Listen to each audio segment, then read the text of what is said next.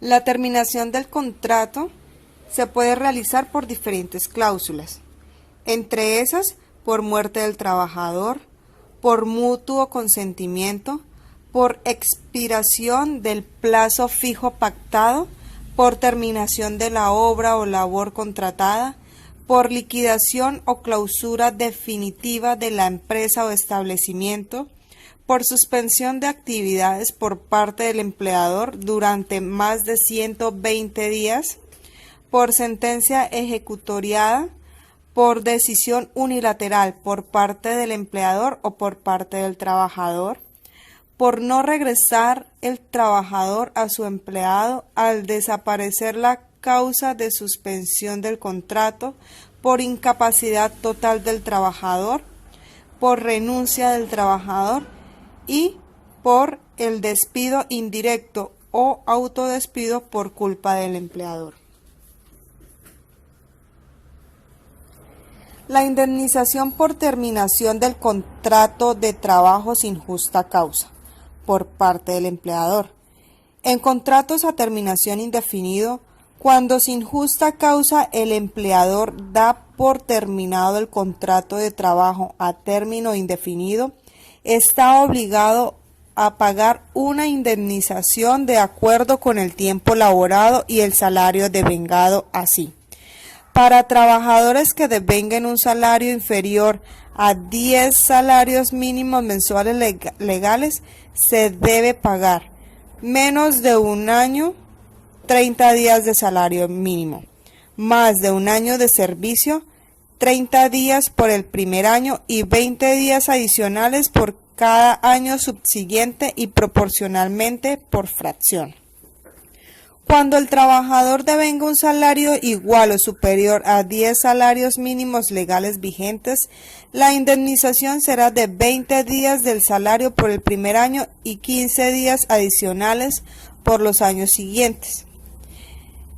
De 10 o más años de servicio continuo, 45 días por el primer año y 40 días adicionales por cada año subsiguiente al primero y proporcionalmente por fracción.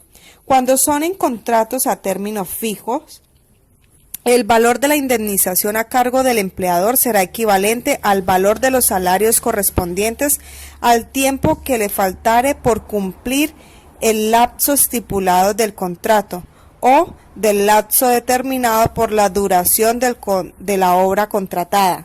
En este caso, la indemnización será inferior a 15 días. Liquidación de nómina. La nómina es un documento en la cual un empleador relaciona salarios, deducciones, valor neto pagado, aportes para fiscales y apropiaciones de los trabajadores que han laborado en un periodo determinado, ya sea una semana, una quincena, un mes, un año, una década. El formato de la nómina tiene ciertas características, entre ellas se parte en tres partes esenciales. El primero, que es el encabezamiento, el nombre del empleador, el nombre del documento y el periodo pagado. En el esquema central van dos partes: el nombre y cargo del trabajador, los días laborados y el valor devengado. Y en la parte derecha van las deducciones, el neto pagado, las firmas y documentos de identidad de los empleados. Como por última parte, y hace parte de la organización o de una empresa, son los aportes para fiscales, salud, riesgos profesionales y fondo de pensiones, apropiaciones para prestaciones sociales y firmas de quien elabora, revisa y aprueba.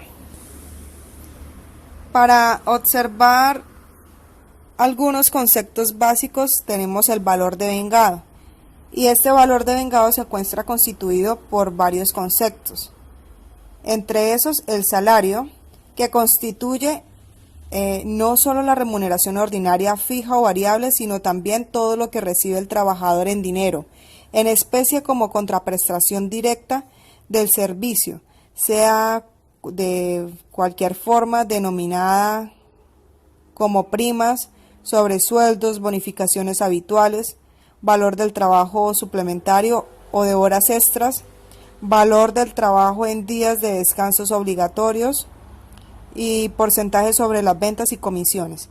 Cuando hablamos del salario mínimo legal, esto es el que todo trabajador tiene derecho a percibir para subvenir a sus necesidades normales y a las de su familia en el orden material, moral y cultural, como lo muestra el artículo 145 del Código Sustantivo del Trabajo. El salario básico es la remuneración ordinaria pactada en el contrato laboral y sirve de base para la liquidación del trabajo nocturno, trabajo en dominicales y festivos y trabajo extra en días ordinarios, dominicales y en festivos. El salario integral es aquel que, además de retribuir el trabajo ordinario, compensa de antemano el valor de las prestaciones, recargos y beneficios que por virtud legal, convencional, correspondan al trabajador, tales como recargos del trabajo nocturno, extra, primas legales y extralegales, auxilios de cesantías, intereses sobre las cesantías y demás, con excepción de las vacaciones. Cuando hablamos de las comisiones, usualmente el empleador contrata vendedores con un salario básico y un porcentaje sobre las ventas que denomina comisión. El valor devengado por estos trabajadores en ningún caso puede ser inferior al salario mínimo legal vigente. Cuando hablamos del auxilio de transporte, es que todo trabajador que devengue mensualmente hasta 2 salarios mínimos tiene el derecho a recibir, además de su salario, un valor adicional que por concepto de auxilio de transporte, la cuantía la determina la legislación vigente. Cuando hablamos de comisiones podemos encontrar este pequeño ejemplo. En un mes, un trabajador vende mercancías por valor de 1.230.450 y la comisión pactada es del 2%. Para identificar a qué equivale ese valor, debemos realizar la siguiente multiplicación. Comisión va a ser igual a 1.230.450 por el 2%. El valor me da 24.609. Este valor se debe sumar al básico y que este no puede ser menor que el salario mínimo legal vigente.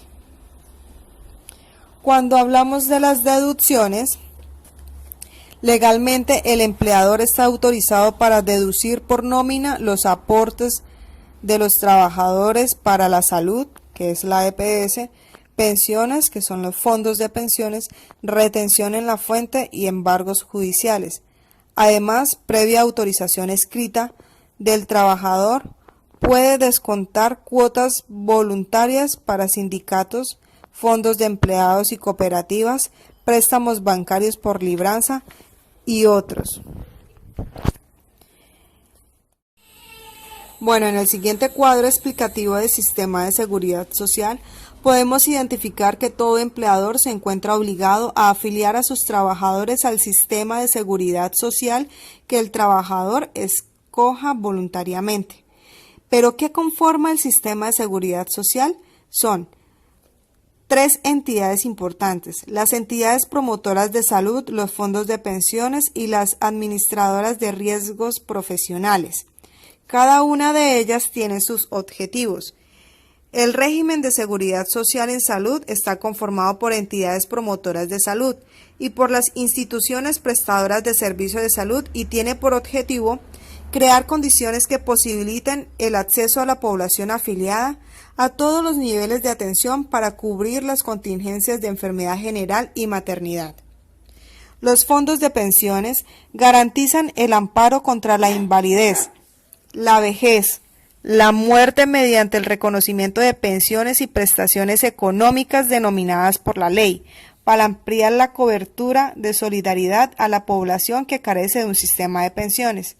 Y la administración de riesgos profesionales tiene por objeto prevenir, proteger y atender a los trabajadores de los efectos de las enfermedades y los accidentes que puedan ocurrirles en ocasiones como consecuencia del trabajo que están desarrollando.